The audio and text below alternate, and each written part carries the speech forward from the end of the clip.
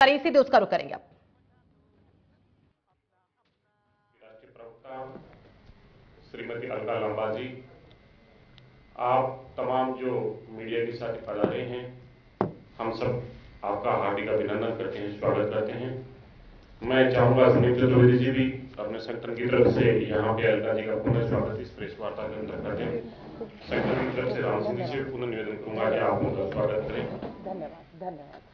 मैं बिना विलंब के आमंत्रित करना चाहूंगा श्रीमती अलका लांबा जी कि वो आए और इस विशेष प्रेस वार्ता को आपके बीच में साझा करें। अलका लांबा जी।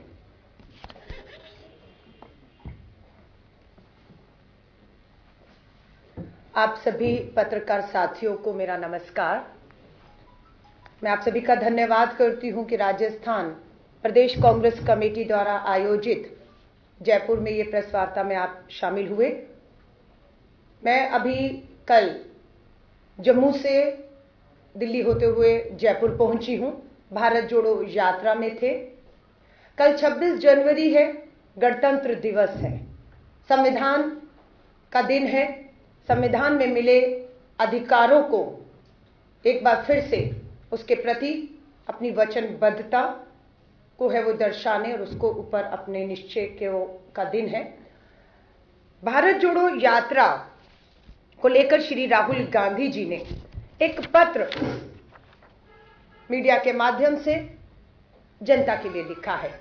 आपकी इजाजत से श्री राहुल गांधी जी का ये जो संदेश है मैं पढ़ना चाहती हूं, ताकि हमारी पूरी राजस्थान की जनता तक ये संदेश जा पाए। श्री राहुल गांधी जी ने लिखा है, मेरे प्यारे देशवासियों, मैं यह पत्र आपको 3500 किलोमीटर की ऐतिहासिक भारत जोड़ो यात्रा पूरी करने के बाद लिख रहा हूं। कन्याकुमारी से कश्मीर तक इस पद यात्रा में हमारे साथ करोड़ों भारतीयों ने हिस्सा लिया। यह मेरे जीवन की सबसे महत्वपूर्ण यात्रा थी और इस यात्रा के दौरान आप सभी ने जो प्यार और स्नेह मुझे दिया उससे मैं अभिभूत हूं।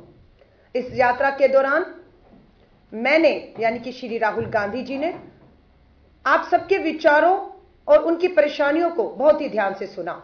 आज भारत गहरे आर्थिक संकट के दौर से गुजर रहा है। युवा बेरोजगार हैं, महंगाई आसमान छू रही है, किसान कर्ज के बोझ के तले दबा है और देश की सारी संपत्ति चंद पूंजीपतियों के कब्जे में है।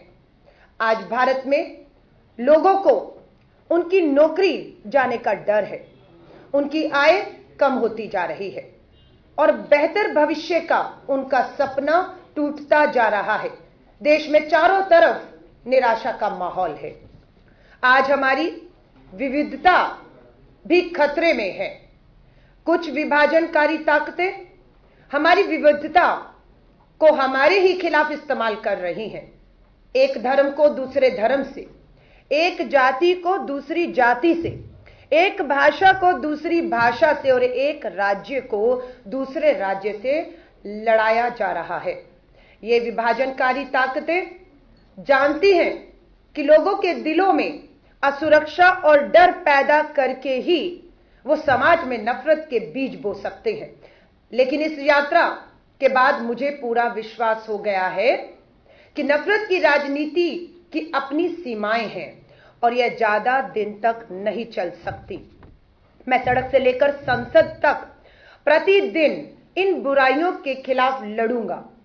मैं एक ऐसा भारत बनाने के लिए दृढ़ संकल्पित हूं जहां हर एक भारतीय के पास सामाजिक खुशहाली के साथ साथ आर्थिक समृद्धि के समान अवसर हों, जहां किसानों को उनकी फसल का सही दाम मिले, युवाओं को रोजगार मिले, छोटे और मध्यम वर्ग के उद्योगों को प्रोत्साहन मिले, डीजल पेट्रोल सस्ता हो, रुपया डॉलर के सामने मजबूत हो और गैस सिलेंडर की कीमत 500 रुपए से अधिक ना हो। आज हर भारतीय यह महसूस कर रहा है कि आपसी नफरत और झगड़े हमारे देश के विकास में बाधक है। मुझे इस बात पर पूरा विश्वास है कि हम सब समाज में बुराई पैदा करने वाले जाति, धर्म, क्षेत्र और भाषा के मतभेदों से ऊपर उठेंगे हमारी महानता, विविधता में एकता ही हमारी पहचान है। मेरा आप सभी को यही संदेश है, डरो मत। अपने दिल से डर को निकाल दो। नफरत अपने आप हमारे समाज से खत्म हो जाएगी। इस यात्रा ने मुझे आप सबके हक में लड़ने के लिए एक नई ताकत दी है। यह यात्रा मेरे लिए एक तपस्या थी। इस यात्रा ने मुझे सिखाया है कि मेरे व्यक्तिगत और राजनीतिक जीवन का मात्र एक लक्ष्य है, हक की लड़ाई में कमजोरों की ढाल बनना। जिनकी आवाज दबाई जा रही है, उनकी आवाज उठाना। मेरा सपना हमारे देश को अंधेरे से उजाले की ओर, नफरत से मोहब्बत की ओर और निराशा से आशा की ओर ले जाना है।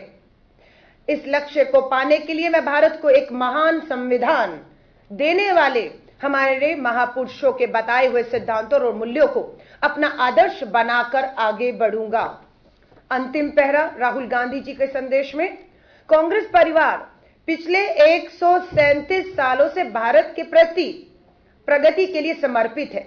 चाहे आजादी की लड़ाई हो, आजादी के बाद देश को एक सूत्र में पिरोना हो, या फिर आजाद देश को सामाजिक, आर्थिक, वैज्ञानिक ऊंचाइयों पर ले जाना हो, कांग्रेस ने हर मुश्किल समय में भारत को जोड़ने का काम किया है। आज फिर भारत एक मुश्किल दौर से गुजर रहा है। हमने एकता और भाईचारे का संदेश घर तक ले जाने के लिए हाथ से हाथ जोड़ो अभियान की शुरुआत की है।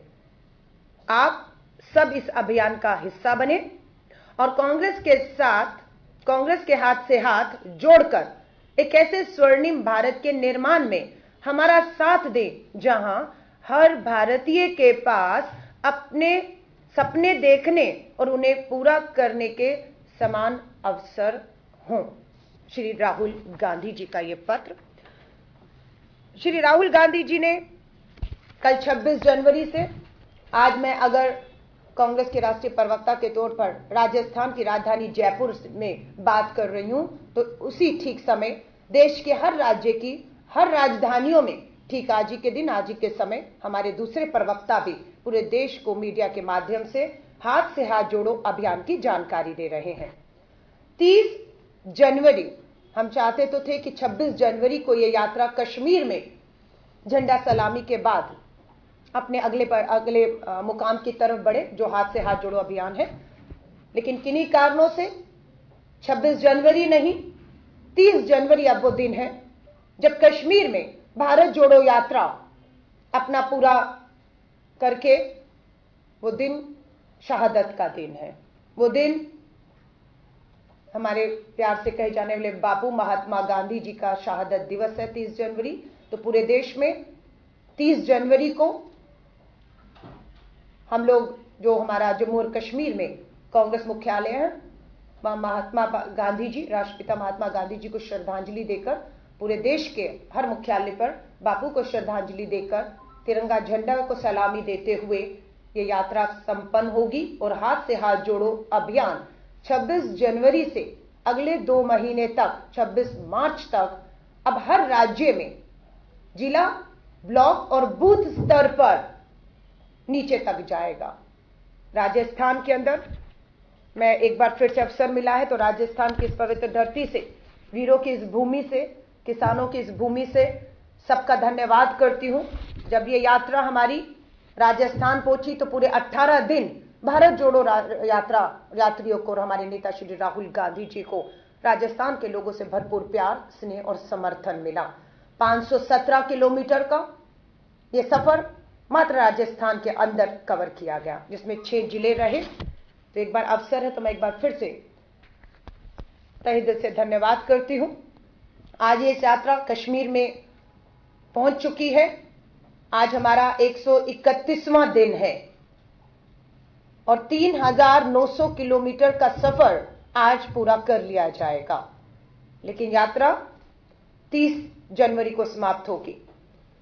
अब कांग्रेस पार्टी इस भारत जोड़ो अभियान को और अधिक व्यापकता प्रदान करने के लिए समूचे देश में 26 जनवरी से 26 मार्च तक जन संवाद कार्यक्रम जिसका नाम है हाथ से हाथ जोड़ो अभियान चलाएगी, जिसका नेतृत्व ब्लॉक कांग्रेस कमेटियां करेंगी। इस अभियान के तहत हमारी पूरी कोशिश रहेगी 6 लाख गांव, हमारे 6 लाख गांव, 2.5 लाख ग्राम पंचायतों को 10 लाख मतदान बूथों तक पहुंचकर श्री राहुल गांधी जी का जो संदेश है और मोदी सरकार की जो नाकामियों की चार्जशीट जो है, जो 9 साल का इनका कुशासन रहा, उसकी चार्जशीट पहुंचाना हमारा मकसद रहेगा। मैं कुछ महत्वपूर्ण बिंदु बताना चाहती हूं सिर्फ आपको। महंगाई इस पूरी यात्रा में सबसे बड़ा मुद्दा बनकर उभरा है। महंगाई में लोगों ने याद किया कि 2014 में कांग्रेस की सरकार में जिस एलपीजी गैस सिलेंडर के दाम 410 हुआ करते थे, वो आज 1050 या 1150 तक पहुंच चुके हैं। जो पेट्रोल कांग्रेस के शासनकाल में 70 रुपए था, वो 100 रुपए पार कर गया। जो डीजल 55 रुपए कांग्रेस शासनकाल में था, वो 90 रुपए पार कर गया। जो दाल और कीमतें 60-70 थी, वो 200 रुपए खाने का तेल और ये पहुंच गया है। आटे के ऊपर 5% जीएसटी लगा दिया गया, यानी कि गरीब के मुंह से नवाला खींचने की कोशिश की गई। 5% अस्पताल में इलाज, आईसीयू बेड पे भी 5% जीएसटी लगाकर गरीब से उसका जो है अधिकार छीना गया।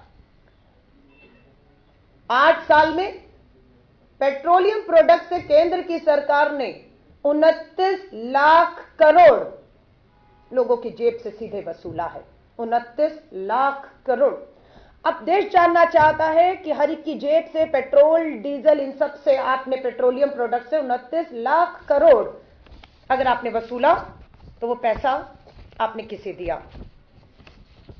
सुनिएगा, आजादी के बाद से मई 2014 तक देश पे कुल कर्ज मात्र 55 लाख करोड़ था। आजादी से लेकर 2014 तक देश पे कर्ज था 55 लाख करोड़, और मात्र पिछले 8 साल में भाजपा के शासन पे देश में यह कर्ज बढ़कर हो गया 155 लाख करोड़।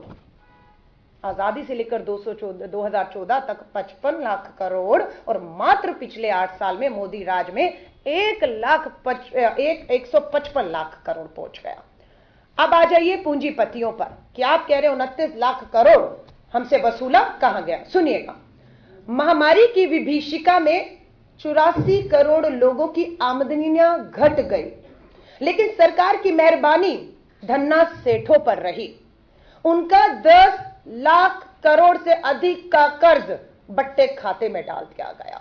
जो बैंकों से पूंजीपतियों ने 10 लाख करोड़ का कर्ज लिया था, उसे वसूलने की बजाय उनको बट्टे खाते माफ कर दिया गया, भूलने को कहा गया, उनसे नहीं लिया जा रहा। मोदी सरकार की सरपरस्ती में 5,35,000 करोड़ बैंक फ्रॉड हुए हैं। कितने?